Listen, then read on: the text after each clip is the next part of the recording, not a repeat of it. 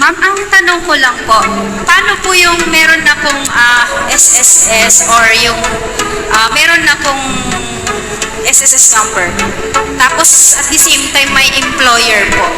Hello, magandang umaga po. So kung ikaw ay dati ng SSS member, no, meron kang employer, tapos nawala ka na ng employer, ay ba ito ibig sabihin? So ano yung problema mo? Sir, hindi po ba magkakaroon ng conflict, sir?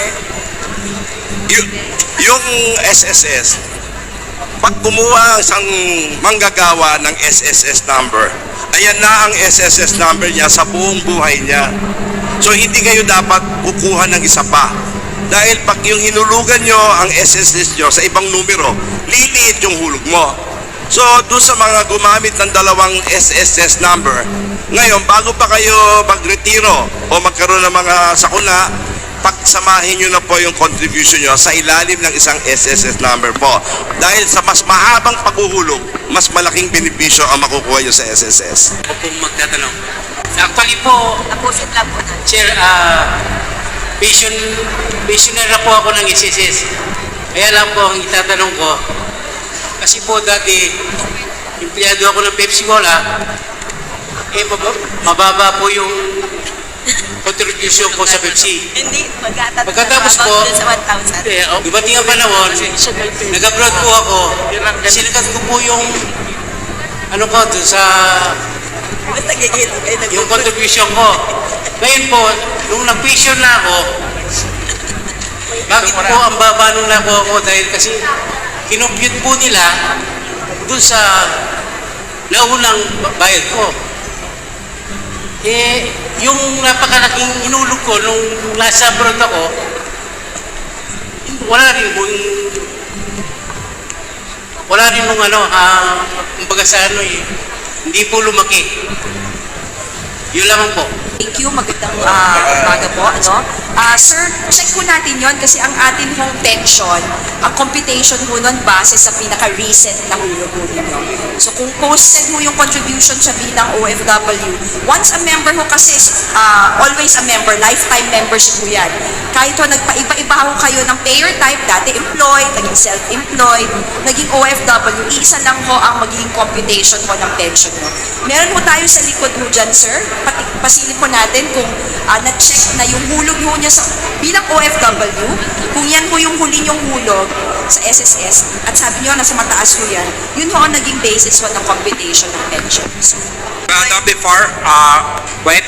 Madam, Yung reklamo ninyo, maliit ang pension ninyo, ano?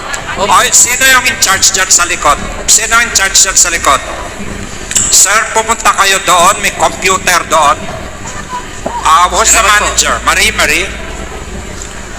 who's the manager of SSS? Punta po kayo doon, sir. Bako-compute ko yung pension nyo ulit, ha? Gusto ko makimasaya kayo. Ayun. Alam nyo po, pagkasama ako po, marami akong dalang computer doon sa likod.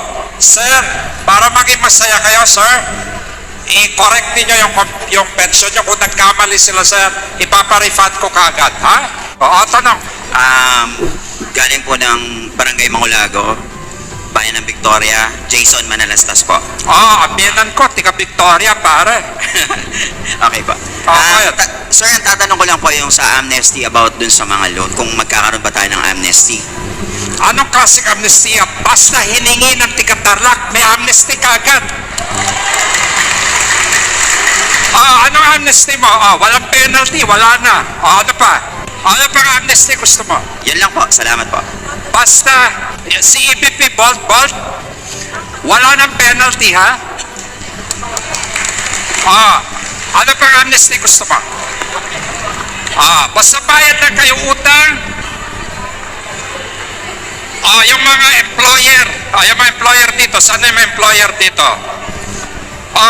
Kung nangolekta kayo at hindi nyo pa ni-remit sa SSS, okay?